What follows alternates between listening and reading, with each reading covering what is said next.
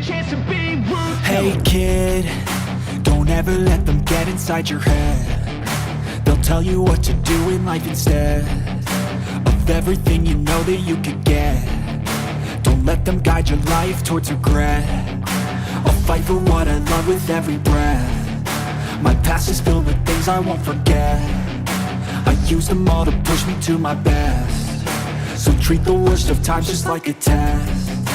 If only I could go back in time, I'd tell myself that everything will end up alright. Just push yourself, test yourself, figure out what you like, and find your limits, don't be rigid, always work towards a prime. Surround yourself with open minds, people can change your life. A few friends with intent can help you feel alive. Find a passion, take some action, and with a little time, just be patient, make a statement, try to enjoy your life.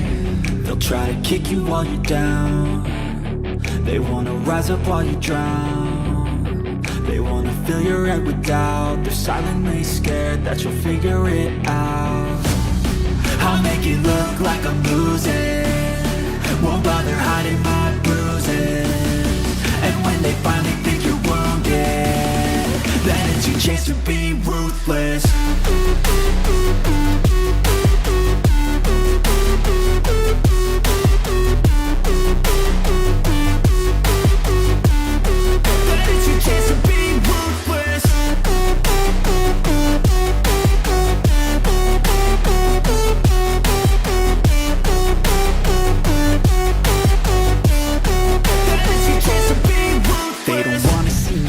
They don't wanna see me care. Anytime I make some progress, I can see that they compare. I think everyone's against me, maybe something in the air. Am I paranoid? I swear a void is forming and they're scared. I walk a straight path, not many can say that. I like to play fast, cross me and there's payback. You better pray that I don't see your face at any place that I go. I know you hate that. I've been doing fine, I'm not wasting any more time. I live for the fight and the climb, and I think that the pain that's deep inside is what defines. So I won't give up, I'm gonna make it to the top. I don't care what's in my way, I swear I'm never gonna stop. I could fall flat on my face and I swear I will get back up, cause I don't deserve a thing and the road ahead is tough. They'll try to kick you while you're down. They wanna rise up while you drown. They wanna fill your head with doubt. They're silently scared that you'll figure it out. I'll make it look like I'm losing, won't bother hiding my bruises. And when they finally think you're wounded, then it's your chance to be ruthless.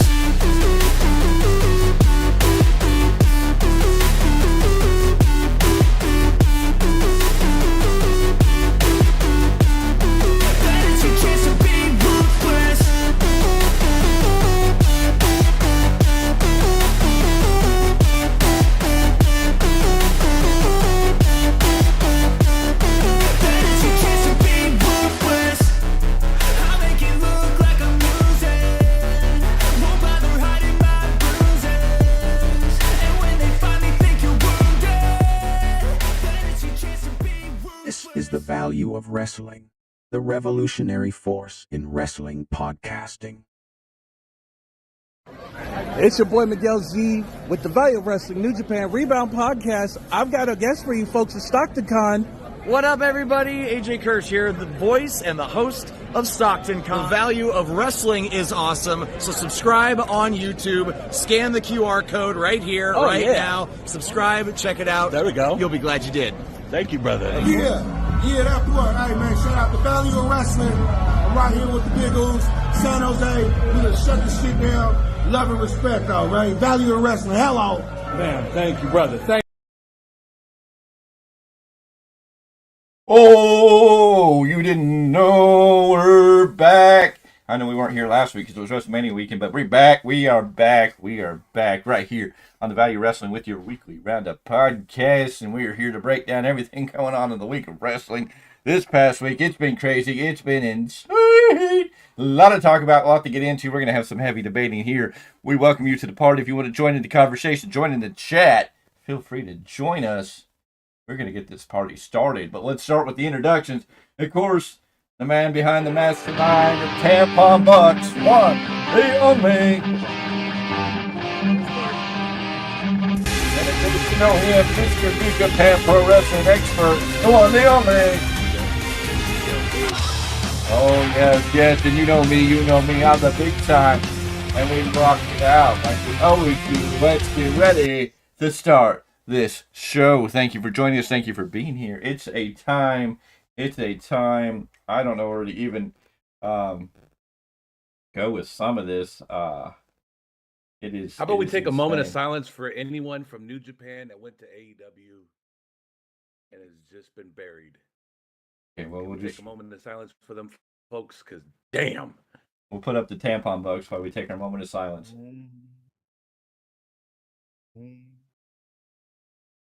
Okay, Alrighty, we're done with that. Welcome back. Thank you for joining the chat, joining the conversation. Tell us what you think of this week in professional wrestling. Was it good? Was it bad? Was it insane? Was it crazy? Was it just stupid? I don't know. God.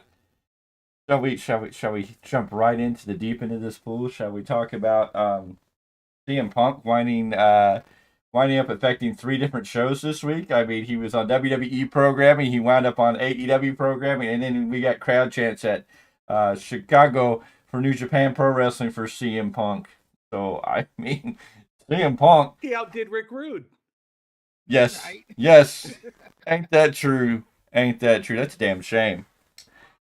CM Punk. Who would have known? A simple interview on a Monday before WrestleMania. So we're talking 2 weeks ago now. Came out with Ariel Helwani and talked about what happened at All In Brawl. This supposedly triggered Tony Khan into a hissy fit. Tony Khan felt that he needed to come out and prove himself. Part of the rumors is the Young Bucks were behind this and did it. Part of it is the Young Bucks didn't want to do it, but Tony made them do it. I don't know. At the end of the day, the buck stops with Tony, and this is Tony's response.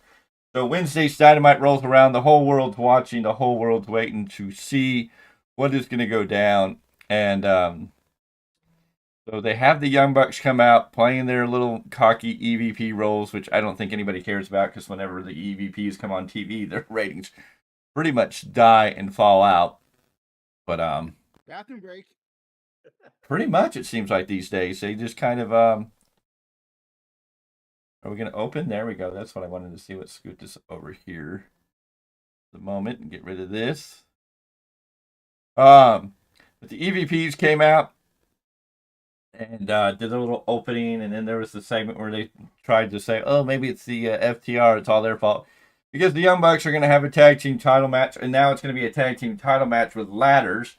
Because, you know, we had a tag team ladder match on WrestleMania, so Tony Khan thinks, oh, I got to have one on Dynasty. So the vacated AEW tag team titles will be defended at Dynasty in a ladder match. The Young Bucks versus FTR. And so the Young Bucks are trying to spin this into the fact that they were the EVPs. They had to put on their EVP hats and deal with the chaos in the background. And this didn't allow them to get hydrated or pray before their match with FTR, and this is why they lost. Now, granted, the EVPs playing this role, they never needed the video footage to still tell this same story. The video footage didn't add anything to the story because, A, when you watch the camera footage, there was no Young Bucks around. And if I recall, the Young Bucks match wasn't for a little while later anyways. And I don't know what they needed to do. I thought the issue was squashed. But anyways, you watch the footage, and everybody's up in a tizzy. Oh, CM Punk with the aggressor, he should be fired. He should be arrested. And I think, like everybody says, in sports, let's look at it this way. Should Brett have been fired if he would have stayed with WWE for punching out Vince? Let's say it's, let's go back. Let's say Tom Brady and Bill Belichick got into it, and Brady slapped the snot out of Bill Belichick. Would you want Brady fired? The quote unquote greatest quarterback of this era, of this time. Would you want him fired for slapping Bill Belichick? I mean, sorry, in sports, we've seen it. There's been plenty of players on the same teams. We've seen it in, half of hockey, that's all it's about is fighting. So, this is wrestling, ladies and gentlemen. Him and Punk had a confrontation, and I'm sorry, context is all. The people were like, "Oh, he just attacked Jack Perry unwarranted. Jack Perry didn't do anything." Well, Jack Perry had already had a conversation prior, which we talked about using real glass and telling everybody he was going to do whatever he wanted, and they brought in CM Punk. That was prior on a Collision show, and then he goes out there on All In the 0 Hour, gets on the car, slaps the car, he goes, "It's real glass, cry me a river." And we know that he's trying to take pop shots. And so, yeah, Punk comes in the back and asks him a question. And here's the thing.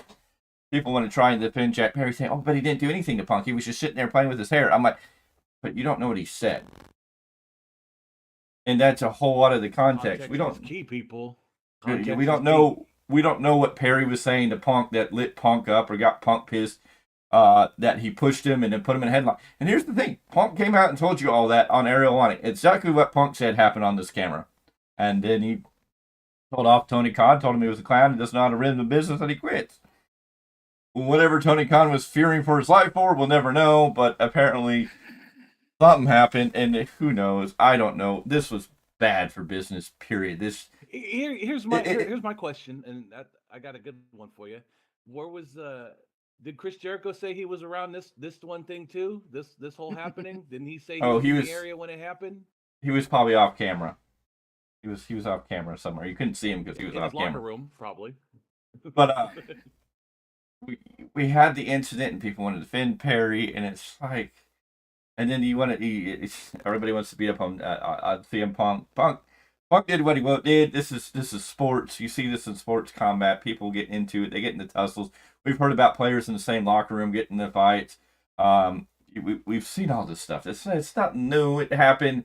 Was it the best way to handle the situation? Probably not. But here's the thing. Tony Khan's the boss, standing less than a foot away from these two men bickering in front of him. He didn't do anything or call anybody over to do anything with them or tell them to go take it somewhere else at that point. And then the people that were involved, it was bad. AEW's just looks bad, and they're not helping themselves. Now, are they going to go out of business? Is AEW dying? No, AEW is not going to go out of business. AEW is not dying. We're not here to promote that narrative like somebody, AEW is dying now. Does AEW look really stupid? Yes. Are they dying? No, because they've got Tony Khan, and Tony Khan has an endless supply of money right now. So AEW is going to continue to do the stupid crap that it does. Now, viewership numbers, we can look at that and talk about that. But, I mean, before we get into what the ratings looked like, how the ratings fell off, and what we're going to talk about there, generally, your thoughts on everything that happened on Wednesday? I mean, just where were you? What do you feel the fallout is? What are you thinking, Mr. Clarke? First of all, this was my final straw for this company. I have literally said I quit watching this company. Well, not that I quit watching the company, but I quit watching it to do live reviews. Yeah. This was I knew ahead of time, just when this was announced, that this was going to be stupid and it'd be a no-win situation. Seeing the footage just proved my assumptions right. Now, there are some people who are like, you shouldn't assume until you see it, which I gave it the benefit of the doubt by watching it. But when you proved every reason to be true, I'm like, well, this is fact. You can go. Go ahead. I was going to say, this is true, because you go back on the channel when we were debating it, and you were telling me, well, we got to see what happened. And I was like, it's going to be stupid. And you're like, well, let's see what the footage shows. Go ahead and finish. The common denominator through everything, every piece of AEW drama backstage, still has it where Tony not stepping up to be a boss. So it's like, yes, there's different things that have happened between Punk, Perry, the Elite, Punk, everything. The common denominator to stop it all, though, is still Tony Khan, which he has not. And now he wants to put this footage up to try to make some point that just, you're right, all it does is stir it up, which, again, not good for business, but you want to get mad at Punk for saying Tony Khan's not about business. He keeps proving. He just basically legitimized everything CM Punk said by showing this footage. That's all he did. And the other glaring thing here is a lot of people are going back and forth. CM Punk went on a interview, talk show, podcast, whatever we want to call it, and was interviewed. And the interview asked him these questions. Punk didn't necessarily just go out to spew all this information or attack AEW. Now, did he call AEW a indie mindset that they're not here to make money? Yes. Was it more of a knock at Tony than maybe AEW itself? Yes. I don't think Punk disagrees with the fact that AEW needs to exist so other wrestlers can get paid and get money and help the business, but he's definitely looking at it like this is not what it was sold to me. And he called, Tony Khan not a boss, which Tony Khan has proved again and again that he's not a boss. Tony Khan took up his own TV time to respond. CM Punk didn't go on WrestleMania weekend. He didn't go on. Now, granted, people are going to say, well, he took shots at AEW during WrestleMania week. And I'm like, they top shots. And anybody upset that he asked Miz, are you going to get the tendons tattooed on your arm?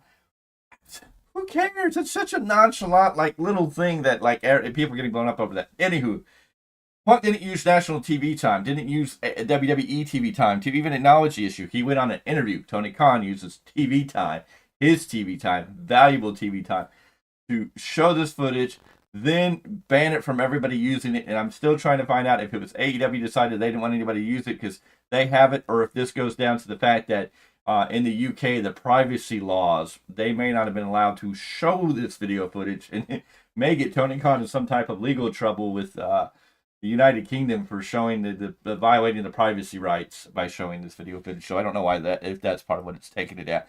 But it's again, Tony Khan used this video footage on national TV instead of going on to an interview. I mean, why not call up, regardless if you like Ariel Helwani, why don't you go on the same show, give your interview, to redact or counteract, or show this video footage to do whatever purpose you did. The video footage didn't add anything to FTR and Young Bucks, other than trying to manipulate, they're friends with they're friends with CM Punk.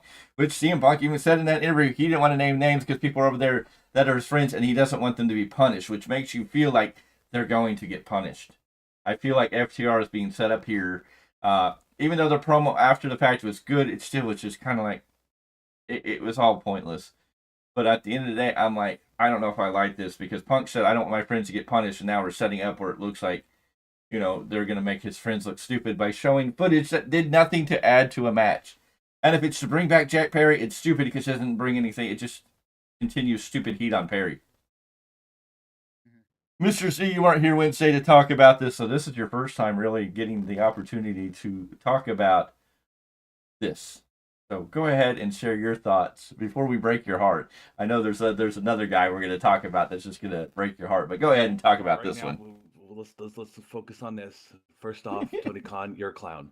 You flat out make yourself look stupid on air. You flat out tried to make someone look like a villain. Instead, you brought more heat to your brand and brought that heat to New Japan. Windy City Riot. CM Punk had nothing to do with it. Jack Perry comes out, they're chanting CM Punk. If you guys, I know you all watched the interview with CM Punk and Ariel Helwani, and I watched it multiple times just to kind of pick apart what's going on. He even said it himself. He goes, there are certain things I can't say because of NDAs in place. And he didn't say anything. That was more about Brawl Out, but just in general, there's certain things he can talk about. There's certain things he couldn't. He didn't go on there to trash him. He was asked a genuine question. He flat out gave you his answer. You don't like honesty? Change his mind. No, don't watch. If you don't like honesty, don't watch Punk and don't watch us. Sorry. Exactly. And I just made them look like clowns. Yeah. I don't feel Punk went out here to bash them. He was asked questions. He gave his opinion. This is how he feels the company is. Cody Rhodes went in a couple days later and praised AEW for what they're doing and said that, things were good when I was there. So Punk had a different experience, and that's what it was. This was Punk's experience. This was from Punk's view. He gave his information. It was not a bash. He did not come out here with just venom and just derogatory comments against AEW. He just made his statements, Mr. Clarke. I have a nitpicking other question that is affiliated to all this. Who actually owns the footage? Because it's called security footage. So wouldn't it be the stadium as opposed to AEW themselves?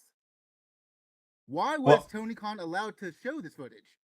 Well, the thing when it comes down to, I think it's owned by the UK government because Big Brother is completely in the UK and they have cameras everywhere to do it. Right. So I think the UK government owns this footage, is what I've heard, from what I understand.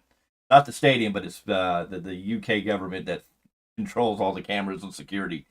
Right, So that makes sense to me. I guess that's where it goes back to my falls. other question. That goes in, why is AEW allowed to use it if it's not owned by them? Well, they may have used it without knowing the legal obligations because they quickly copyrighted it, strike anybody using it. Now, that came out of Jacksonville, but we don't know if that came down from a legal aspect of the UK going, oh, you can't show that on TV, and AEW had to do something to make sure nobody else uses footage. I don't know. I don't know if it's legal to have this footage. There's been a lot of information. We don't know where that all stands. It seems like a sticky situation. It's one of those things we're gonna have to wait on. But I mean, it never should have shown the footage in the first place. Period. It didn't help them. It didn't help the storyline. It didn't build anything. And before we because I know Kenny Omega was doing his new podcast and said a couple of things that can be added into this, which are going to be an interesting spin. But before we get to that, let's talk about what was the purpose of this. Well, Tony Khan wanted to build a storyline, build interest for Dynamite, and build interest for Dynasty. So did he build interest for Dynamite? So we know the previous week, I think it was 700 and some odd thousand, 725,000 the previous week was the average viewership for Dynamite. Dynamite this week did an average viewership of 819,000. So yes, they had an increase. They had a little bump in ratings. Where did those bumps in ratings come from? Well, let's look at it. So, in that first quarter hour from 8 to 8:15, you had Samoa Joe and the Swerve Strickland ramp angle, and you had the opening of Adam Copeland and Penta match, and you had 981,000 people tuned in for those first 15 minutes.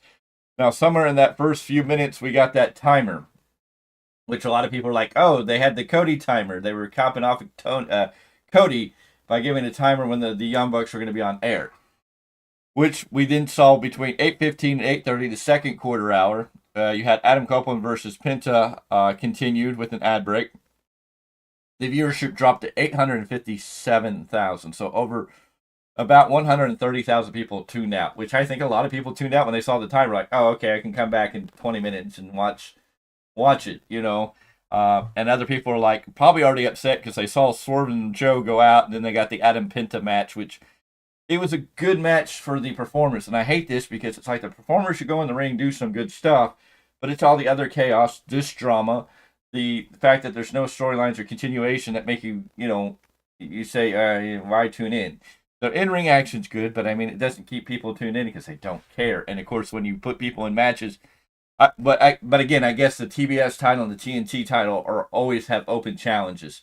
That's just, if you have that title, it's an open challenge. It's some weird thing that I heard. That's how they're defended. So the rankings don't matter for the TNT and the TBS title, which is interesting. We'll get into something else that happened last night. That's another title match, interesting with rankings. But anywho, rankings. What rankings? Yes, exactly. So then from the 8:30 to 8:45 hour, the third quarter hour, we had the post match with Brody King, Julia Hart, Willow Nightingale, and that segment. And then we had the Line Hook Shibata backstage promo. We had the ad break. We had Mark Briscoe, Eddie Kingston, and Copeland, who renamed themselves the Rated Chicken Hawks. So, I don't know. and Copeland's like, I just made that up. And you're just like, Cope, quit. Quit. Please quit. From there, then we had the Nightingale and Stokely Hathaway backstage angle. And then we had the Young Bucks promo and the all-in security video footage. And we had a small bump up 23,000 to 880,000 overall people. 880,000 people are what tuned in to watch this bit of action. And I'm losing everything back here. Put that back up. This piece. Things are. I was going to say, what happened? You drop your book like Tony Khan does? No, I didn't drop my book. That was a light that went down because somebody came in and I didn't know if they needed me. You know how it is to have kids. Oh, yeah, I didn't definitely. I didn't know if a child was going to pop around the corner and ask me a question. So, anywho. So, 880,000 people tuned in to see this all-in footage. What happened after that? So the 8:45 to 9 p.m. hour FTR promo, the Bryan Danielson footage, and the Will Ospreay ramp promo went down about 60,000 as we dropped to 822,000 people. So 60,000 people. They came, they watched, they saw what they wanted to see, and said, okay, that was enough, and left. So even showing this footage and trying to get interest for Dynamite, yes, you got a pop in the ratings, but they didn't stay, because from there we went to the 9/15 hour where we had Julia Hart video, Lion Hook, and Shibata vs. Shane Taylor promotions. You dropped down to 767,000 viewers. From there, you went into the Dustin Rhodes backstage promo. We're talking about 9:15 to 9:30 hour. You had the Dustin Rhodes footage, Okada versus Argentino. You had Pac come out after that. You had the Young Bucks join him, and then FTR come out. You had the Bullet Club Gold backstage promo. You had the 20 Storm, Thunder Rosa, Deonna Purrazzo, ramp angle. 765,000 people stayed around for that. Then from 9:30 to 9:45, Anna Jay versus Mariah May with Mina Shirakawa and the Mercedes Moné backstage interview. It dropped down to 759,000. And then for the Joe versus Dustin Rhodes match with the overrun and the post match with Short Strickland, it went down to 723,000 people. So what does it tell me? People tuned in for that and then tuned out as they saw all the other crap, and definitely started tuning out when not only you had the Young Bucks come back out to help fend off Pac and have Okada in the ring, and you have Okada and the Young Bucks in the ring, and the crowd's chanting CM Punk. Not a good look. I mean, even if it popped ratings, it didn't maintain ratings. It didn't maintain people's interest. Go ahead. You're telling me that the crowd they didn't stick around to see the minor makeout session between Mariah May and Mina Shirakawa? You didn't stick around for that? Yeah. Nobody knew that was coming, and I don't know if Tony Khan knew that was coming. I don't even know what that was. That was another one of those weird scenes, like we saw was it last night with Mariah May and Tony Storm. Mariah May rubbed Mariah May's face in her chest and then rubbed up on her like she was a dog. I don't get this character. People are still celebrating this character. I don't know what's going on. I don't understand this character, because it doesn't make sense anymore when you're doing stuff like that. Mm-hmm. Well, like I said off air, if it didn't work for WWE when Eric Bischoff had HLA, why does Tony think it's going to work for him in this day and age where there are even more snowflake-like fans? Well, we're calling out even more silly things.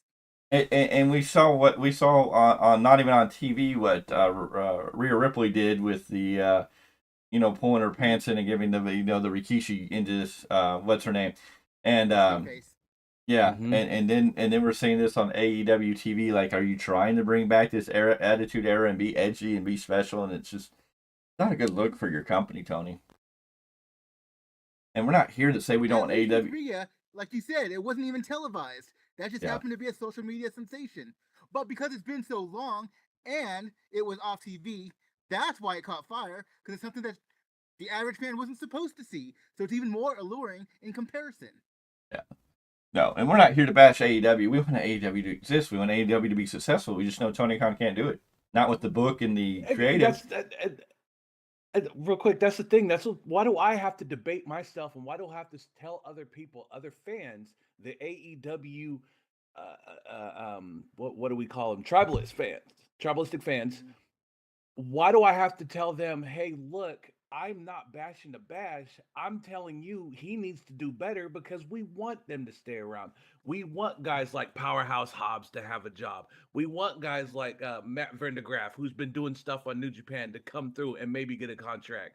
We need guys like, I'm going to go ahead and shoot off the hip, Daniel Torch, Bobby Hart, Sir Samurai, guys like that, to have a place to go if they don't want to work WWE system. Oh, you mean the people who don't want to put in the grind? We'll get into that. We'll talk about that in a minute. But yeah, guys like, look, my son's favorite wrestler, JR Kratos, if he's done with New Japan, we want a secondary brand for him to go to.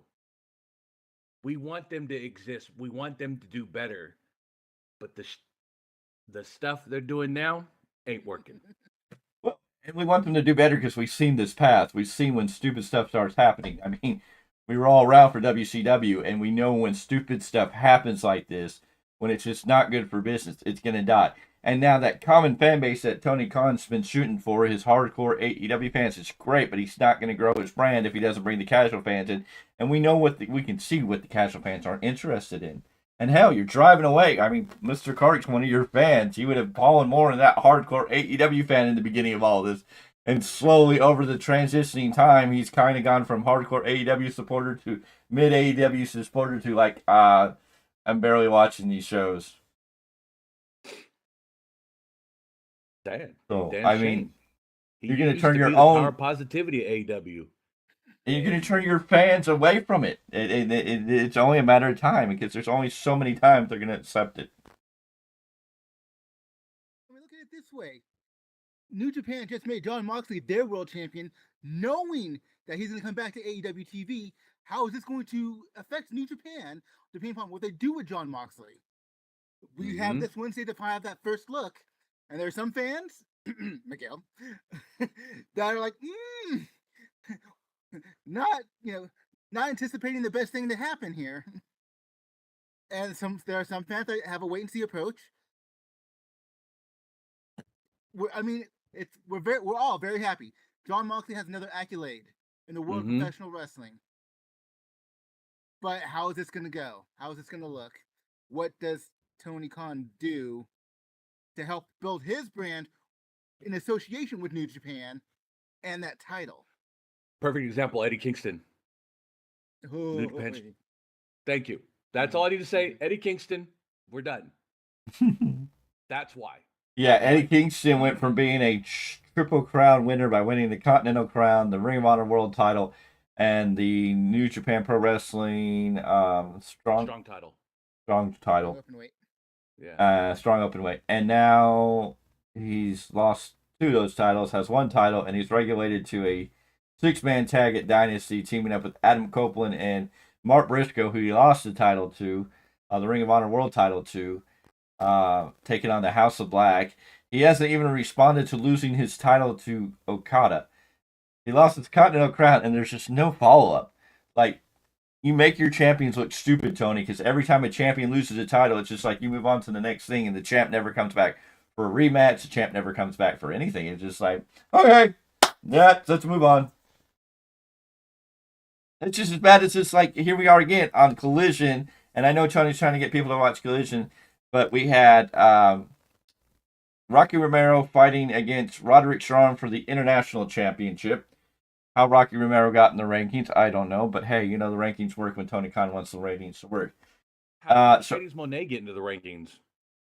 Well, she hasn't even had a match yet, and she's not going to have a match until Double or Nothing, from what I'm understanding. And that's going to be a title match for the TBS they said it's title. almost a full calendar year before she gets a debut. Anywho, she's going to debut it. But yeah, no. So last night on Collision, you had Roderick Strong face Rocky Romero, beat Rocky Romero. Kyle O'Reilly comes down to hug Roderick Strong. He then tries to help out Rocky Romero get to his feet. Wardlow then decides, and now they had Wardlow. They had the whole Undisputed Kingdom out there with Roderick Strong to make sure he retained his title. So now Wardlow's doing his job, even though Wardlow looks like a punk booch.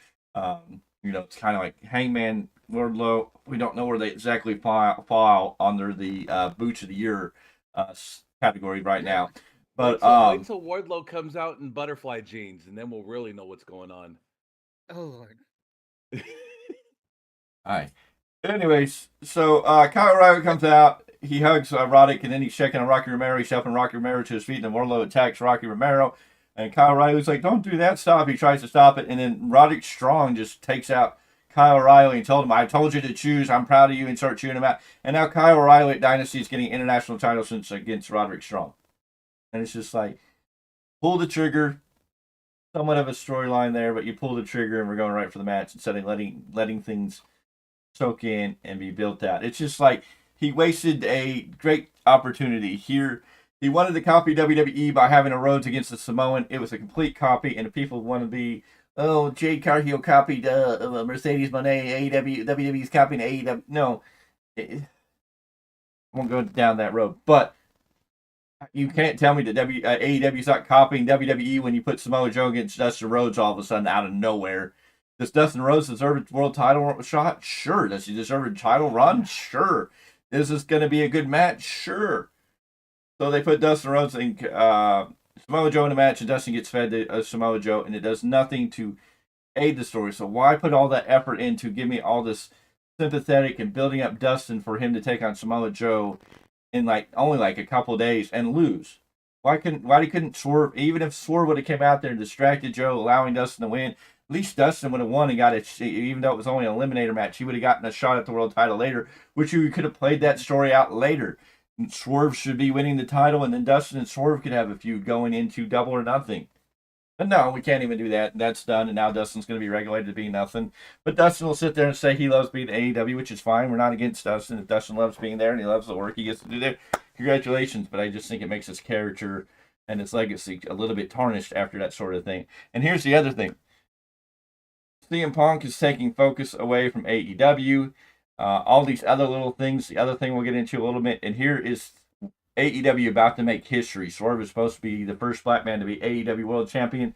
And what is everybody talking about? Definitely not Swerve. And Swerve's earned this moment, and it's time to shine. And instead of making sure that match feels the most important on your card, it's not. This is a crowdy night for Swerve's making him. It's almost like Swerve is doing the job himself. He's putting himself over. The crowd's with him. The crowd's with the dancing for Nana.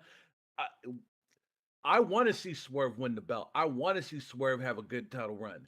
But you're not doing anything to keep this man over. The crowd is. But how long will the crowd hold on until they turn on him? Well, it's also simple. The fact that we keep having the narrative of everything else besides Swerve and Joe. When you're hit with the narrative over and over, no. Of course they're not going to have. Of course, Swerve's not going to be as over as he should be, and he is over, but not as over as he should be because we're not following up on the narrative properly. Well, Swerve should be having what we can call the Cody Rhodes moment. What Cody got at WrestleMania is what Swerve should be getting at Dynasty, but it's not being treated in that light, and it's being foreshadowed by everything else. Mm-hmm. And it's not going to get the same response when Swerve wins that title, because he should be winning that title from Joe at Dynasty. But we'll have to wait and see. But, I mean, you've got Ospreay versus Bryan Danielson, which is probably overshadowing that. And then this whole FTR Young Bucks bullcrap that's got everybody talking about. Nobody's talking about Swerve being the first black man to win the AEW World Championship, and this should be the big match. This should be a big moment. This should be a big celebration. Mm-hmm. I guess now we can talk about Ospreay.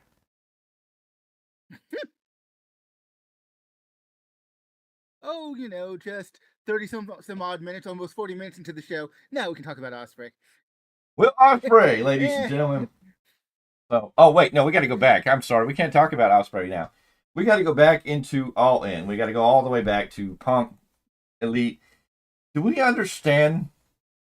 And this is something I've thought about. We may do a more detailed video on this in the future when we really do the research. But do we understand that Punk's issue, how Punk got fired, was because an Elite issue with Punk over Colt Cabana?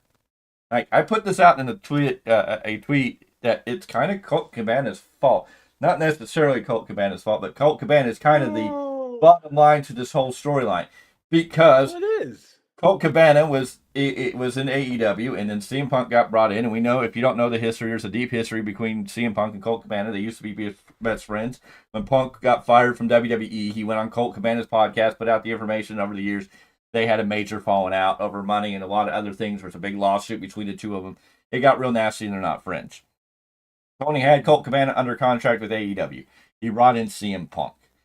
Suddenly, CM Punk's on TV, and Colt Cabana came out and said, I'm not on TV because of CM Punk. And then he got regulated to Ring of Honor TV, and so I guess people weren't seeing him. And then this got stirred up that Colt Cabana, whether it was Colt Cabana or somebody else making up the rumors or the statement that Colt Cabana got fired because of CM Punk. Then this had triggered the Elite to be upset. And this went into what Hangman said. This is what triggered Hangman, because Hangman thought CM Punk got his friend fired.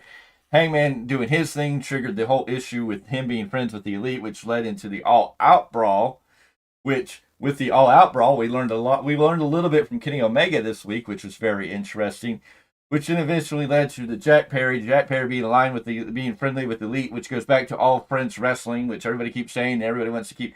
There's a group of us who are like, no, it's not that way. They're really not all friends, but every time we turn around and see this stupid shit, it's like, yeah, okay, you're right. It's All Friends Wrestling. It's just a bunch of people playing around having fun. And then, I mean, I'd like to talk to Adam Copeland even. Like, how do you feel, Mr. Copeland, that you came out here, gave this rah-rah speech, wanted to celebrate the locker, be the positivity, saying, hey, we got to help out these younger talent, get this younger talent out. How do you feel when you tried to move on from negativity, but you turn around the next week and shove negativity and the whole Punk thing right back in everybody's face? But sadly, this story kind of goes all the way back to Colt Cabana supposedly getting fired when he never got fired. Isn't it really sad? One person somewhere started a bunch of crap that spun out into this. Instead of making money, they let stupid rumors escalate into this. Someone ain't about making money. Someone's damn sure ain't about making money. That's what Punk said about AEW as a whole. The argument is that this all goes back to Colt Cabana.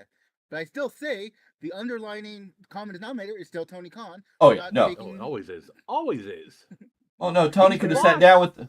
Tony Khan could have sat down with all these people in this rumor started to go, no, Colt Cabana's in Ring of Honor. I moved him over there so we wouldn't have any conflict between him and CM Punk for right now. Period. Mm-hmm. Tony could have sat down with All Out and said, oh, you guys need to get over your shit and go out there and make money. Hell, if I would have been Tony Khan, y'all don't like each other, guess what? You're going to go out there and do business and learn to get along with one another. Real quick, I want to bring this up too. This has been stated on numerous podcasts. Jim Cornette said it when CM Punk showed up at WWE. That whole thing with Seth Rollins. He goes, "I'm pretty sure Triple H sat them both down and said, we're going to do business. You guys have issues, have them. That's fine, but we're going to do business." That's what a boss would do. When Punk showed up, even Triple H's knowledge he didn't know, and they showed the backstage footage that pretty much Triple H found out pretty much at Survivor Series, brought in Punk, had a huggy moment with Punk, and then talked to the talent that were going to be in this match and let them all know. Triple H told us that, so we know what that is. The Seth Rollins stuff was something that him and Triple H, Seth Rollins had already said his piece. A lot of that was all played. It was all kayfabe, so everything there. Of course, but now, you know what I'm saying. The stuff with Drew seems to be more truthful originally. Drew did have a true issue with Punk and was not happy. That's why he kind of left beforehand. That was part of his thing before they brought Punk out. Drew left. But the Seth Rollins stuff is more storyline shoot than actual just him having a deep issue. It's just they wanted that story to be the first one, and that's how they were going to trigger it. But yes, Triple H talked to all these people. Tony Khan should have sat down and talked to these people and told them, look, you're all going to work together. I would have put them all in the ring. Told them, you can't get along, let's work it out. And speaking of that, let's get into Kenny Omega, who recently came out on his podcast with the video games. I forget what it's called. But Kenny Omega, like I've said this whole time, I don't think Kenny Omega was a big part of Brawl Out. I think Kenny Omega was trying to be the cooler head and Brawl Out. And that seems to be truth, because as he came out and said, he flat out says, I'm not a good EVP. I shouldn't be an EVP. I'm a terrible EVP. He even said that he went into this situation and his first priority was Larry. He goes, I think animals are people too, and those are the most important people to us. And his point was to get Larry out of there, and he called that a success. And he thought that he knew what he was trying to do to de-escalate the situation, but he suddenly realized that, other people were not in the same place of how to de-escalate this situation. And he realized it wasn't good. And he was one of those few people who said, sometimes you got to let people fight. As long as they can come in afterwards and shake hands and respect one, sometimes you just got to let them get it out. And, Omega was like, maybe that wasn't the best way for me to handle it or the other people to handle it. Maybe that's not the way the boss wanted to handle it. But Omega said he reached out to Punk after everything, and they've made peace, and they have mutual respect for one another, and they've moved on, which makes me respect Omega in this conversation. Omega talked about definitely a little bit of it. He can't tell us all the details, I'm sure, but, he make sense out of this. Like, this kind of got out of control.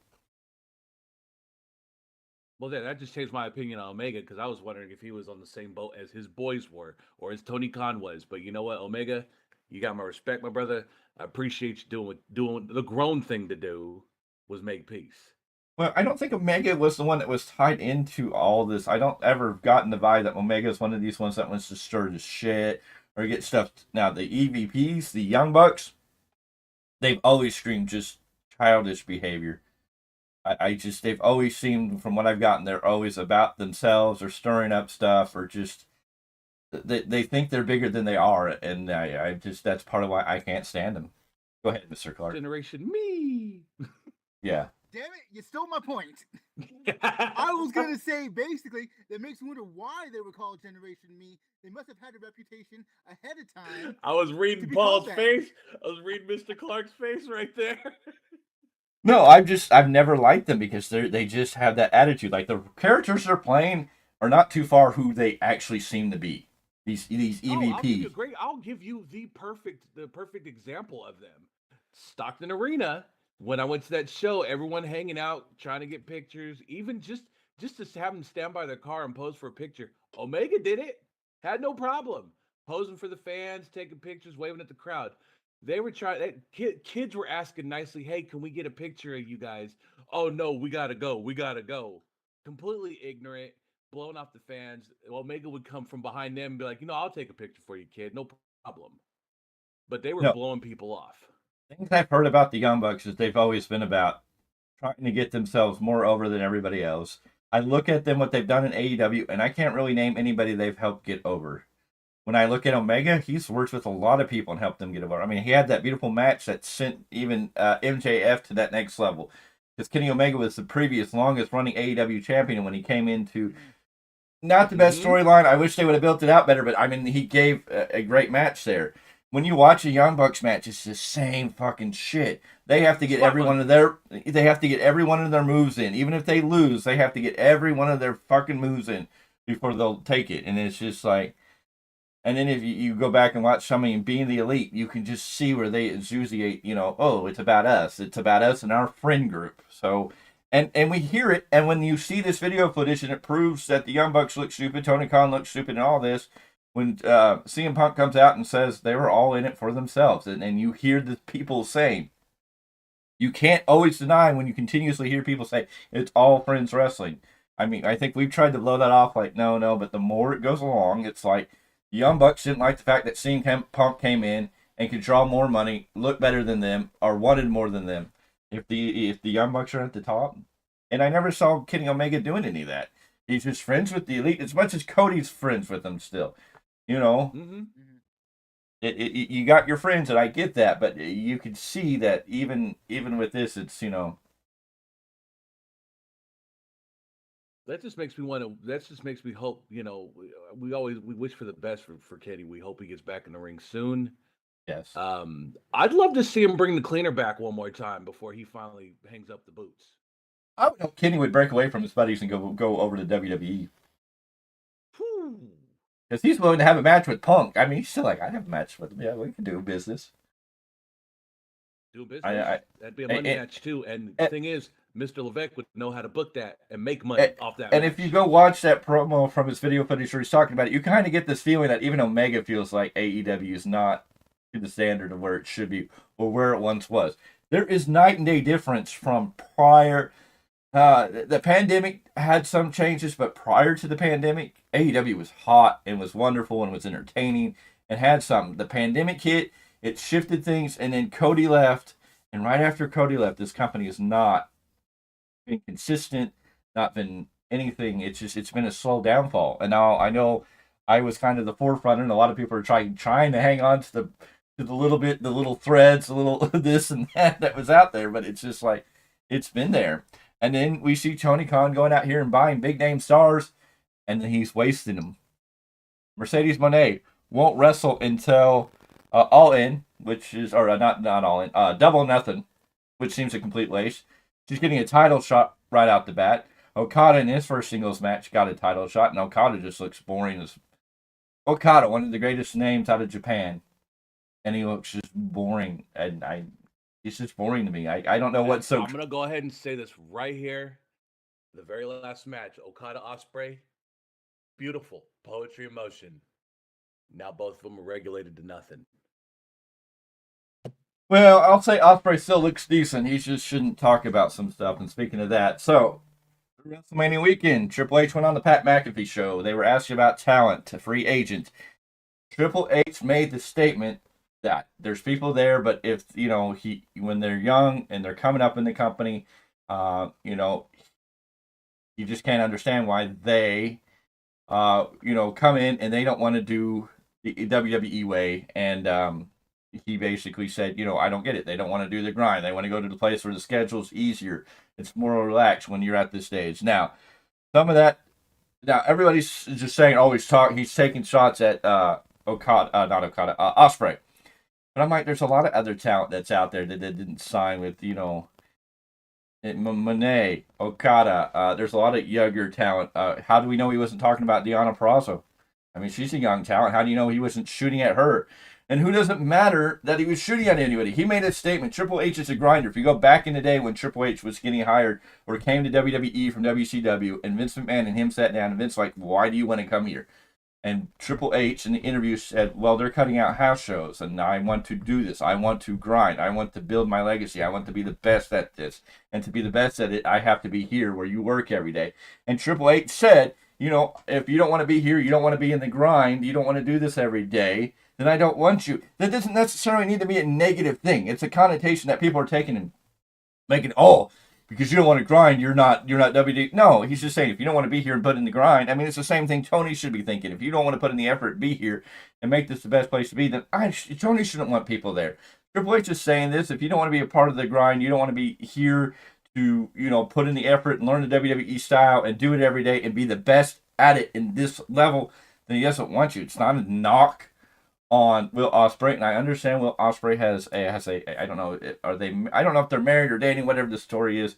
I know he's got somebody over there, and she lost her husband, and she wants to stay close to her family, and he'd rather travel back and forth each week, and that's fine, and the AEW allows him that opportunity, and what he's choosing to do, what's best for him and his family, that's fine. I'm not docking that. I think Will Ospreay is one of the best talents out there, if not the best talent in the world in this generation. He can be on many people's Mount Rushmore. He's probably going to be the inspiration. I mean, he could be on the level of a Ric Flair, a Triple H, a Shawn Michaels, the generation to follow. I mean, he's going to be that name that people are probably going to be talking about 10, 20 years from now, saying, I was watching Ospreay, and that's the reason I got into this business. But for Ospreay to go out on national TV, I know you guys both want to talk, but you got to let me get through the story. But Ospreay then goes on Dynamite, on air. Triple H, again, was on the Pat McAfee show, and made a statement. Will Ospreay goes on national TV on Dynamite and shoots at Triple H because he heard rumors. Now, again, he said, I heard rumors. So my thought is, so everybody's talking rumors, so you reply to rumors. Rumors bug you that bad that you need to respond to them. Now, regardless of this, some people are saying Tony Khan made Ospreay do it. Some people said Ospreay came in early to work on this promo to shoot it. And then he shot at Triple H going, you don't know about grind. The only reason you know about grind is because you grind up on the boss's daughter to get in your position.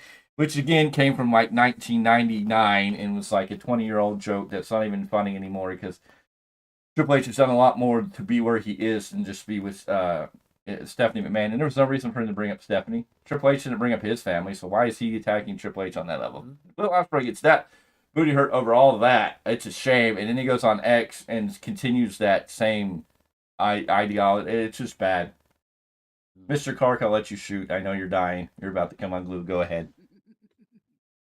Here's the one thing no one, not any podcaster, no one on X is talking about pertaining to this.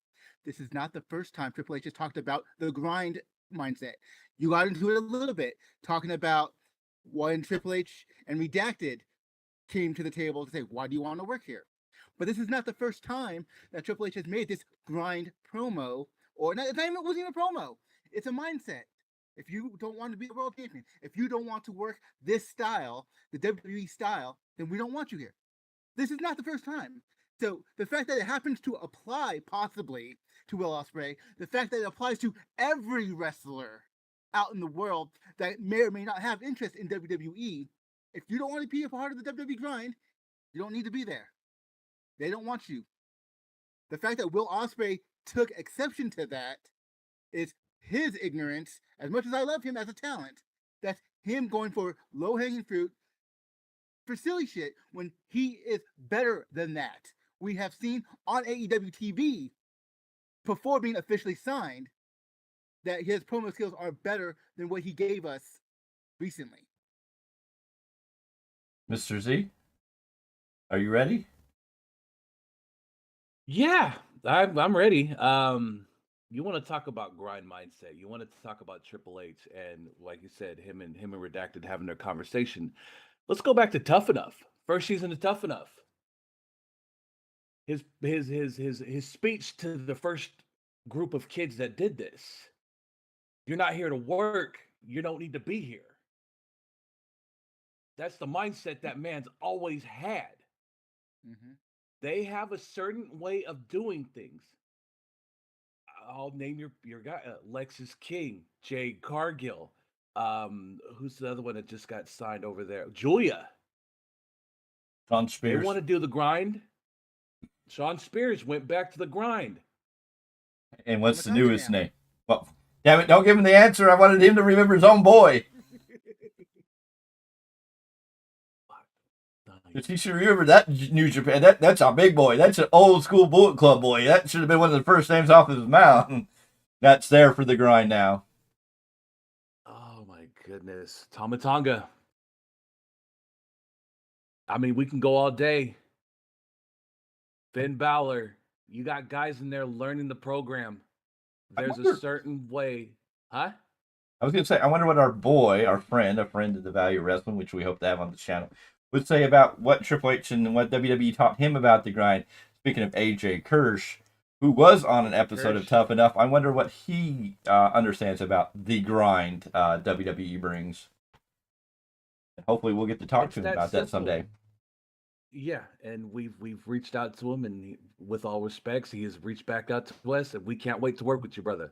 We're looking forward to it. As soon as he's not busy, that man. Yes, no, we understand. Yeah, we definitely understand. It's and then Ospreay to pop off at the mouth. You take a 1999 called. They want their promo back. If he just went on X, and I think a lot of people, he just went on X and shot the promo or made a comment about grind. I can grind. It would have been maybe less than important, but the fact of the matter, they went on national TV for one. Two, he said rumors. This is the big key that I don't think anybody's talking about. He said rumors, so he's telling us that he's heard people talking about it. So he's talking about all the tweeters and all the other podcast people and all these people who are saying, "Oh, Triple H is saying, oh, Will Ospreay can't grind. Will Ospreay can't grind." So he's telling me by saying rumors. I've heard rumors instead of saying, "Oh, I heard it," or "I saw it." Like, he's not even telling us that he directly saw it. He's saying he's hearing rumors, and I'm like, so you're letting the IWC and the fans get you that worked up that you feel you need to go on national TV and grab at the lowest hanging fruit. That's what got me. It's like, you said rumors, dude, and then you went for the lowest hanging fruit. And what irritates me there is, like, Triple H did wind up getting with Stephanie McMahon. Hey, you're involving his family when he didn't take any shot at your family, which I think is just ridiculous. But Triple H's legacy is way beyond that, and the names of people that Triple H has helped made. If people want to say if Tony Khan and AEW didn't exist, WWE wouldn't be where it is today. If Tony Khan and AEW doesn't exist, we wouldn't have got Cody Rhodes at WrestleMania. And there's some validity to that, and I get that. But AEW fucking wouldn't exist if it wasn't for Triple H, because half of that roster is NXT Black and Gold that Triple H helped mold, taking those guys out of the independent federation areas and bringing them into a spotlight where they're going to succeed. So most of those guys in AEW wouldn't be at the level they are at without Triple H. With Adam Cole and Roderick Strong and Kyle O'Reilly and Miro and Aleister Black. And I mean, the list goes on. Were those? Yeah. Oh, Buddy Matthews. Buddy Matthews. Yeah. Would these people be at that level in that place if it weren't for Triple H and Black and Gold in the day? I mean, who's AEW's homegrown talent really been? As Sammy Guevara, who's like, yeah, who I don't know if he's going to stay. He's had more face turns than Big Show, Paul White. Darby Allin's probably one of the good ones they've had that's just gotten himself over. MJF, he's just got the credibility and is the man that we're going to see in WWF someday, period. that man's gonna be in WWF. Or WWE. There's no doubt about that. It's just gonna be the right time for that to happen. But I mean, Tony hasn't really built these people. He's picking up other talent that have the training. I mean, the guys from New Japan are special and have an elite story. But most of these guys are all guys that have worked with Triple H. I mean, even Cody was working with Triple H before he came to AEW. Mm-hmm. So it's like it's a real hard thing to shoot at somebody who has worked very hard to build his legacy and not. And NXT, he got into NXT and got treated badly in NXT. I mean, Redacted tried to tear down his NXT when he did better than Redacted did. So to say Triple H only got to where he is because of who he is married to is crap, because Triple H proved it with NXT. That he has the mindset and the capability to do it, and he's proved that for a long time. That he's a great mind behind the mic. How many times has Triple H... Go ahead, sorry. I was going to say, my perfect example, you want to talk the Black and Gold brand, their first ever out of Performance Center, out of wherever they were at in Florida at the time, San Jose State University, sold out in 30 minutes. People were waiting for that WrestleMania weekend to see that live. There's footage of it now that people show that Triple H has released from archives. But it's like, look what he did. And look what he did after that. Every venue they went to, they sold out. You want to, but you can't sit there and say he's only where he's at because he's married to Ospreay. Kiss my ass. There's another name. There's another name I forgot. Pac. Would Pac be as important if he hadn't gone through NXT? Even though he was there, Adrian Neville at that time, and then Neville. I mean, would Pac not be? Whew. Go ahead, Mr. Clarke. Curtain call. How many times has Triple H had to prove himself both as a performer and later as someone, as someone in his position, quote unquote, in creative? You look at NXT 2.0 and see how Redacted tried to redo things, and since McMahon's been gone, between him and Shawn Michaels, he's raised NXT again. He's raising the current profile of main roster. How many times does this man have to prove himself, no matter how low you trash his stuff? Well, and NXT and Triple H has proved. Look what he's done with the roster since he's taken it over and been head of creative. It's the worst. It was the worst thing that happened to AEW right now until Tony Khan realizes that he's not the guy. But Tony Khan wakes up and does it. And again, we can't take a. Oh, go ahead. We can't take away from Triple H's legacy by saying simply that, because this man has adapted and changed over the generation. It's helped make more stars than anything. If it wasn't for Triple H, the Attitude Era may not have been. The Attitude Era started with him and Shawn Michaels pushing the envelope and telling Vince, just let us do it on TV. They were doing the things that set off the trigger. Yes, the Redacted character coming on the TV as Mr. Redacted, and the Stone Cold Austin, beating up his boss, and then the Generation X. But Triple H and Shawn Michaels are at the forefront of what got that Attitude Era going.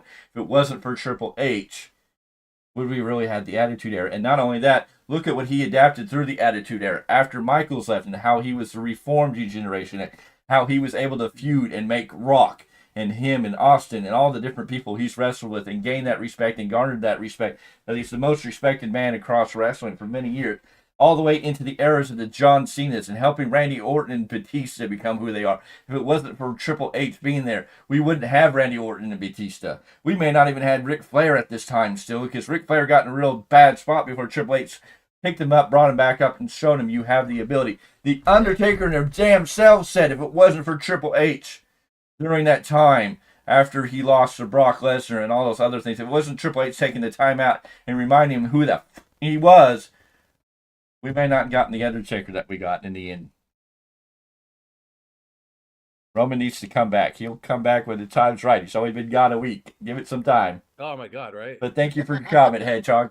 Yeah. Appreciate your comment. I understand. He'll be back. I'll tell you this. I hope, I want to see it.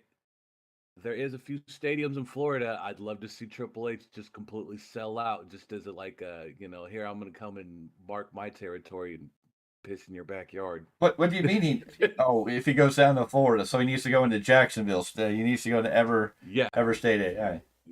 But Jacksonville, Florida. He just sold out Philadelphia both nights. He just sold. But you get what I'm saying, though. But look, I mean, he's going all over the place with Raw and SmackDown. What is it? 18 straight sellouts. They sold out WrestleMania, and WrestleMania they confirmed the numbers that have came to the turnstiles. The numbers that came through the turnstiles at both nights of WrestleMania are greater than the number of people who went through the turnstiles at All In. So All In could have sold 81,000 tickets, but WWE beat them in the turnstiles during both nights of WrestleMania. So WWE for two nights back to back, had more people walk through the turnstiles than walk through All In and Wembley. Oh my God, that's so funny. You know what would be fun? Have an NXT show at Daly's place. Oof. I'd make that trip. Salt in the wound. Just to put a little salt in that wound. Oh, I'd love to see it. Oh, didn't NXT Stand and Deliver have it sell out too, and may have sold more tickets than AEW Revolution. I'm not even worried about them outselling. I'm just saying you want to play war games, and I don't mean that in the match type, but you want to play like there's this war, which this war does not exist. Right. Any metrics. Right. Have NXT do a show at Daly's place and just show them how it's done. It'd be great, but it can't happen. So.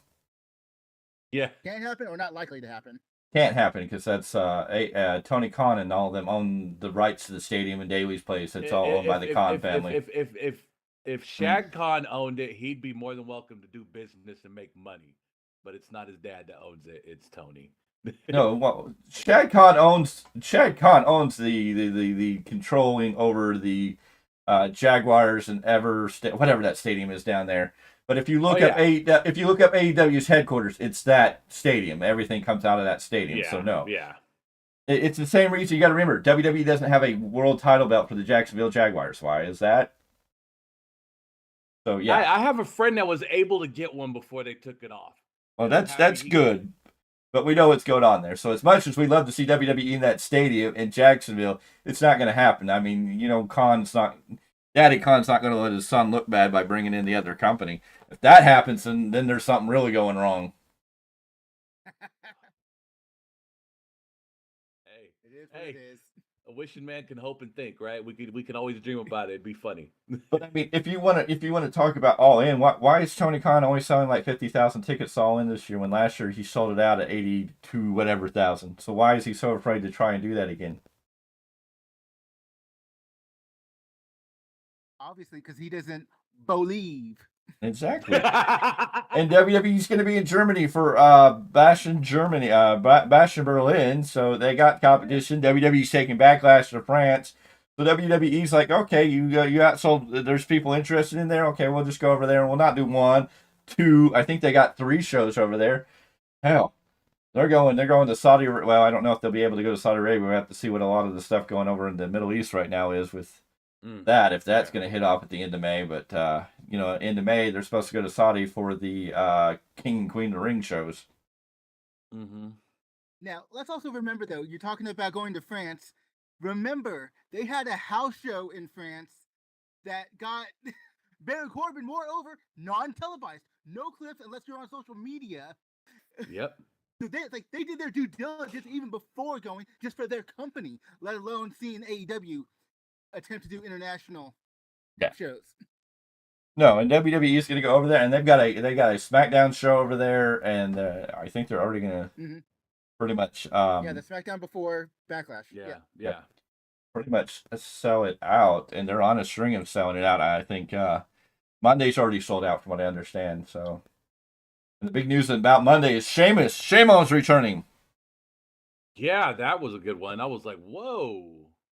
WWE just recently released their senior vice president of talent relations, which has been the who it seems that has been the hold up for why a lot of the contracts haven't been re-signed for whatever reason. What I'm understanding was she was not a good negotiator, or wasn't being fair in negotiations or whatever. So I'm sure we're going to start hearing these contract signings, especially since it seems like Shawn Michaels is taking that spot. So hopefully that'll start hedging out these things. Since Tony Khan said, he fired those 10 people, and it was said a lot, oh, it was budget cuts. Well, Tony came out and said it wasn't budget cuts, it was budget expansion, and he was trying to free up more money so he could spend on other free agents. And it's just like, Tony, you can't buy everybody. And you're not doing, and Tony, here's the thing that, the only reason AEW may die is they have nobody to come along later. They're not building up anybody. Yes, they have young talent, but they're not really developing that young talent on AEW. Maybe in Ring of Honor they're doing some stuff to get some of these people over, but they're not doing anything on AEW TV to get us to know who this younger talent is, to get excited about them. There's no new talent coming in that's like AEW. It's not like they're not coming from New Japan or WWE. There's not people that, and this is what hurt WCW. And this is why Jericho and Eddie and a lot of these other people left WCW in that day, because they weren't developing the younger talent. They weren't bringing the younger talent up and going, okay, we need you guys to be next. The only real person WCW really made and got over was Goldberg as homegrown talent. AEW doesn't really have anybody they get. I mean, Darby Allin, I think, is just natural. Orange Cassidy, I think a lot of it is just his independent following. And because AEW caters more to that independent following, I can't think of anybody who's hasn't had no name and came into AEW and is being made. Again, the only person that was made that you can call homegrown still did it by himself more than the AEW platform is MJF. Yeah. Well, yeah, and MJF is honestly bigger than AEW. He's bigger than AEW, and he's not going to be in AEW forever. He's going to WWE. It's only a matter of time. He's not going to be that guy that you can say is a AEW lifer. AEW, I think, is going to become more of a retirement village for people in WWE. Like, we don't really have anything else for you to do. And then AEW is going to pick them up so they can have a big name come over and be like, oh, see, I can still go. And we see that with Copeland. It's like Copeland trying to show he can still go, but I'm just like, it's not the same. It's not the same. No, not by a long shot. Oh. And Mercedes Moné is half dead now. And that's what's sad. I mean, Tony Khan brought in this year Ospreay, Okada, and Moné, and everything about them is all blah. Now, Ospreay's a great talent on the ring. Don't want to take anything about. We're not bashing Ospreay. Ospreay is one of the greatest talents, probably going to be one of the best wrestlers in the world. But it's like the AEW fuse until he's going. I just feel they're going to burn him out. They're going to put him on TV too much. They're racing him. He's got a match with Claudio Castagnoli this week, and you're just like, that's going to be a banger of a match. But that should be a money match. That should be a pay-per-view big money match. Yes, and put it on TV. And you're going to sell it out to a 4,000 seat arena, and it's like, you're missing opportunities here. And you're not building storylines to these feuds. You're not letting these people know about these. Doesn't even let people know that these matches are taking place until it's like, oh, okay. Poppy ratings and getting people in seats is great, but not filling arenas and keeping people interested is going to be something that's going to hurt AEW. Do we want AEW to die? No. Is AEW going to die? Probably not. They probably could hang in there until Tony's dad decides to quit feeding money to it. But I mean, Anyways, Mr. Z, what do you have for New Japan Pro Wrestling this week? What do you have for a sampling, a smorgasbord for this week's Rebound podcast? Oh, man. Okay, so I'm gonna just tell you right now. I watched the Windy City Riot. They just had their pay-per-view. Hold on. You watched the Windy City. You watched the Windy City Riot.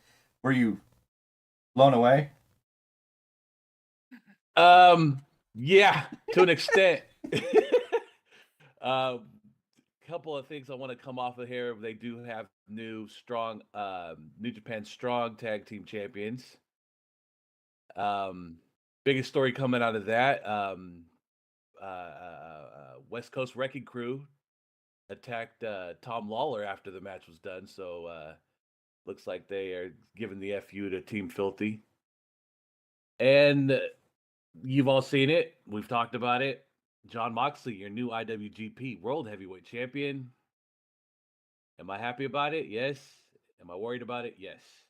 So Tuesday, folks, we'll talk about that, and we'll talk about why CM Punk got chanted at this show too, as well, with good old Jack Perry and his Crimea River jacket. There you go. Scapegoat. The scapegoat. So Tuesday, folks, we'll talk about it. That'll be on Tuesday, so be ready for that one. Mr. Clarke, do we have a Clarke report this week? You know how much I hate that concept. I want to we gotta make a banner and like some music for it, so it flashes to that. When someday when we can start buying all the nice stuff and we can cut in and then can get more definition, yeah, someday. So I was reading a little something on the internet. Did it hurt? Biggie on NJPW's influence on American wrestling would like to see WWE New Japan crossover. Biggie's a big fan of New Japan, and he says he'd love to see WWE work with the Japanese promotion in some capacity. WWE has worked with a number of promotions, particularly in 2024, such as AJAPW and GCW, and Biggie was asked at Fanatics Live over WrestleMania weekend about the notion of the company working with New Japan.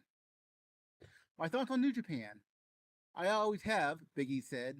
I love that wrestling in a really great spot where people have a lot of different options. There's a ton to watch, a ton of different styles. I love Shingo Takagi. I think he's very, very talented. There's a ton of great talent in New Japan. I feel like New Japan has greatly influenced a lot of the styles of modern U.S. wrestling. At least we all think we can make it in New Japan. A lot of us dream of one day doing a run in Japan or doing a G1, but it takes a toll from what I hear.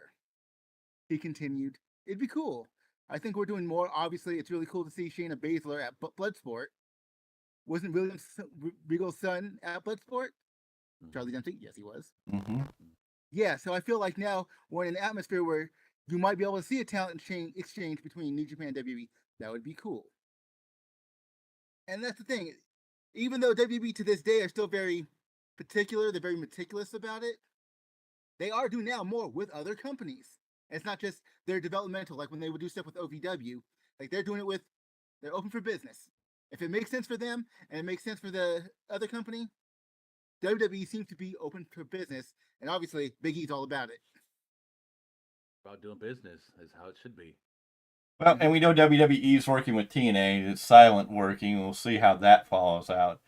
But that should be great. But speaking of Big E, he did come out and update everybody that it's been over a year, I believe it is, 2 years, or whatever it's been, that his neck is healed properly, but he still doesn't ever know if he's ever going to be able to wrestle again. He's still working on it, but I will take him. I will take Big E on all these kickoff panels. Like he should maintain a job, even if he's not in the ring. This man deserves to have a job at WWE. Can we get a show where CM Punk and Big E do commentary together? Oh my goodness! Because that was a laugh right during WrestleMania weekend with them two. Oh man, I was dying. That was great. Oh man, good stuff. Yes, I know. Well, that seems. I real quick. I keep getting tagged in that Rey Mysterio video that I sent you guys. If he knew Dom was going to be the way he was, he would have told Eddie to keep him. Yeah. Yep. Yeah. That's hilarious.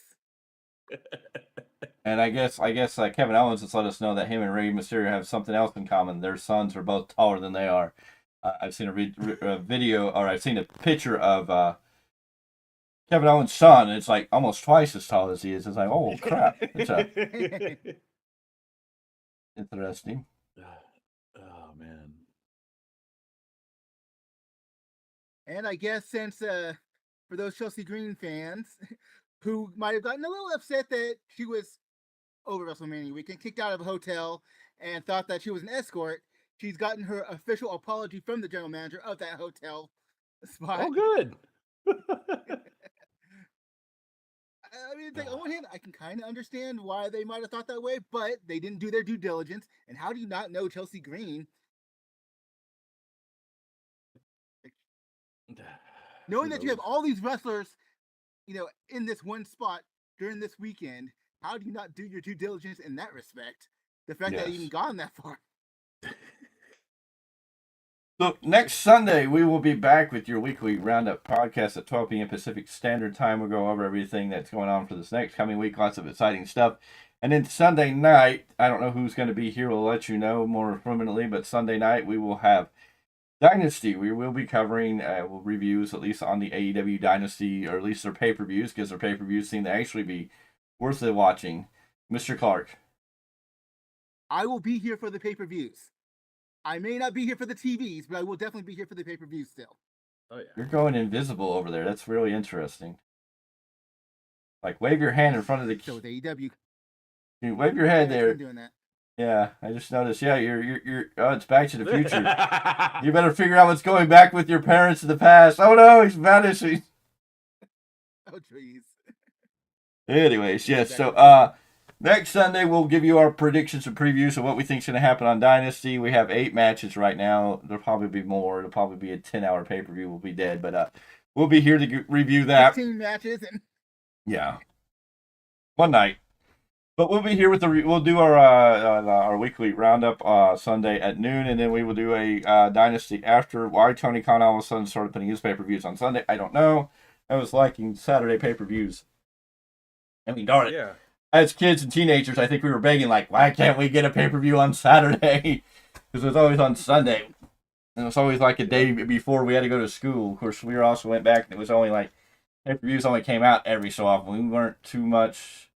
Well, I guess as teenagers, they started doing pay-per-views every month. We were in that time era. Of course, then we had pay-per-views every other week because we had WCW, WWE doing their pay-per-views, so... Yeah. But anywho, yeah. Anything else, gentlemen?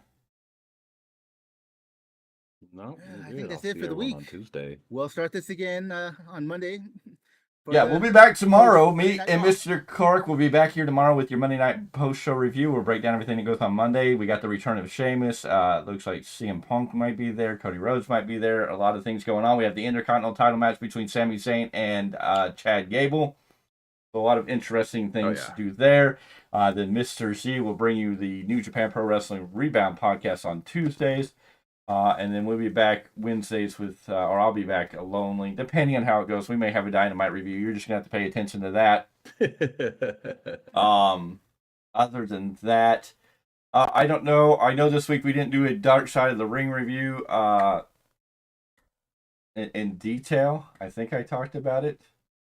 Did I do one this week? I'm forgetting if I actually did one or if I just threw that into one of my... I think I just threw it into one of my rants. We talked about it briefly because it wasn't one of my favorite episodes. But we have another Dark Side of the Ring. I think it's the Chris Adams edition, so that'll be interesting to watch. We're still waiting for the WWE documentary. Obviously, they wanted to add more footage into it for more details. So the WrestleMania 41... Huh? Mm-hmm. The WrestleMania 40 Behind the Curtain. Yes, that's coming out on YouTube. It hasn't come out, but they're adding more footage to it. And once we know, we'll let you know everything about that. Then Friday will be a SmackDown review. And then we'll be back here next Sunday with your Roundup podcast and your New Japan, but your AEW Dynasty review show. Yay, get excited for that.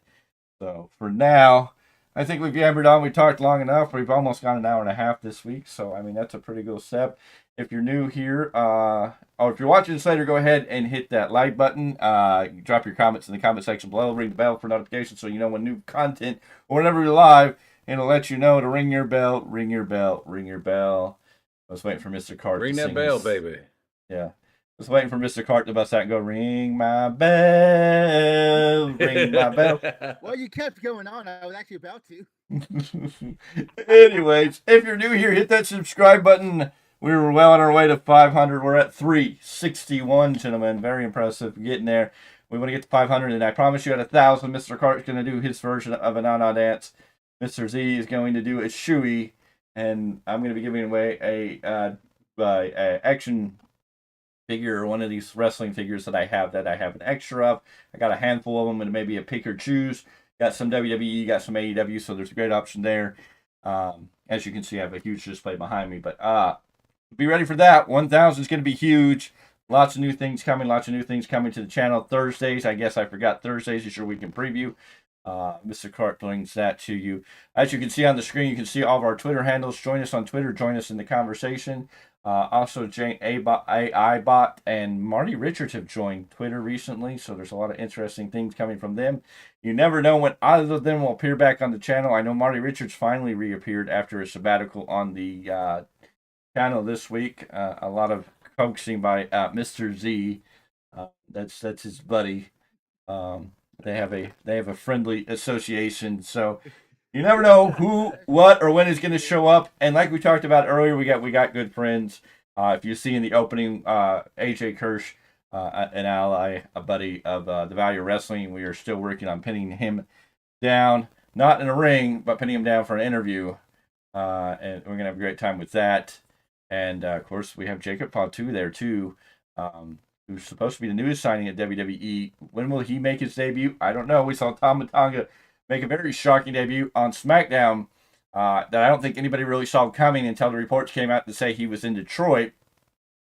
Also on the note, Matt Hardy was recently headed to Detroit as of Friday, and he was a free agent of last week. And he's still looking at every offer he has available to him. So we don't know if he'll appear. He was going to Detroit. Was he going to talk to the powers that be at WWE? Could we see Matt Hardy making a return to WWE TV? Could be very, very interesting. You know what would be fun about that is if he brought his version 1 character back to WWE to kind of be maybe a player coach, to be a manager / wrestler. Well, the same way that he led Shannon Moore at one time. He could do that. He could definitely do that and be something great, or he could come back in a woke Hardy fashion, maybe under a Triple H thing where he could actually do that. Especially with the theory that Bo Dallas may be returning as Uncle Howdy. We're hearing Eric Rowan is being pulled from indie programs due to new contractual obligations. Braun Strowman's on the brink of coming back. Alexa Bliss is on the brink of coming back. Could we see a Woken Hardy joining the Wyatt group or this new Wyatt family and being a part of that, because there is history between Matt Hardy and Bray Wyatt? Could Matt Hardy come back and help be a catalyst to get that off the ground? Also another great one. One other free agent group, Motor City Machine Guns, still waiting to see where they appear. I hope they go to WWE because I don't think they'll be able to get anything. Allegedly, real quick. AEW bound? Yes, allegedly. Breaking news on Twitter. Uncle Howdy tweeted about 30 minutes ago. Binary code. It says, "I am all of us." We will have to see what that means. And what that going forward. There's a lot of is that the, I don't know if that's the true Uncle Howdy or if it's interesting. We're gonna have to see how that all plays out going forward. Right. Lots of tidbits, and we're seeing tidbits and hints on WWE TV recently too. So there's a little video package back for Shinsuke Nakamura when he made his passive pop in Tokyo, and exclusive WWE.com. I'd really like to see Nakamura and a returning Lesnar team up. Put Paul Heyman with them. Maybe even throw Braun Breaker in there and start a new Dangerous Alliance. Woo! You could have Brock Lesnar and Shinsuke Nakamura, Braun Breaker in there, and you could have a Dangerous Alliance 2.0. Yeah. So, lots of stuff still to come. And yeah, there's the "you forgot us" tweet. A lot of tweets coming out on WWE Twitter that are subliminal or hidden message stuff. So it's going to get interesting going forward. Yeah, definitely. Let's see. Ultimo Guerrero going to appear at Aztec Lucha in Chicago on May 11th. Ooh. That just got posted on Twitter. Twitty. Oh, we got to talk about Hook. Hook and Jericho are going to have their meeting with Taz being the broker of the meeting, as they're calling him. But Taz is wanted Hook to go to NXT And Hook has definitely came out, and it seems like with all the reports and announced that he wants to explore free agency. Could Hook be leaving AEW? Will this make Taz leave AEW? Could we see Taz back in WWE in some form or fashion? Could we see Taz working in NXT, kind of like William Regal with the development talent with his son there? Could you imagine Hook in WWE under Triple H and Shawn Michaels? I think there's magic with Hook. He just needs to be able to captivate it. I think, Tony Khan does do some things right with Hook. I do like the Hook spotlight, but lining him with Chris Jericho is not going to help Hook get over. Especially since you put Hook all the way up in the top pedestal and put him in a match with Samoa Joe for the world title, and now he's running around with Jericho. You're just kind of like, this is a bad taste. Yeah. Any thoughts on that, gentlemen? Anything you want to add to that? No? Okay. We'll see what happens with Hook. Definitely a talent to Yeah. keep your eye on. But there's really no real story at this point until something happens. Exactly. All right, ladies and gentlemen, we're going to get out of here. We're going to close up the show. Remember to give this a big old thumbs up, like this video. If you're watching us later, drop all your comments below. Join the discussion anytime we're here. We'll be back tomorrow night with your Raw post-show review. Make sure you ring that bell and hit that big subscribe button. It's absolutely free. We need each and every one of you to join the team. Let's grow this channel. We are well on our way, and we appreciate all of our subscribers who have already subscribed. And we hope that you'll start subscribing today, because we are on a fun trip. We are here to be contenders, not pretenders, and you can believe that. We are done.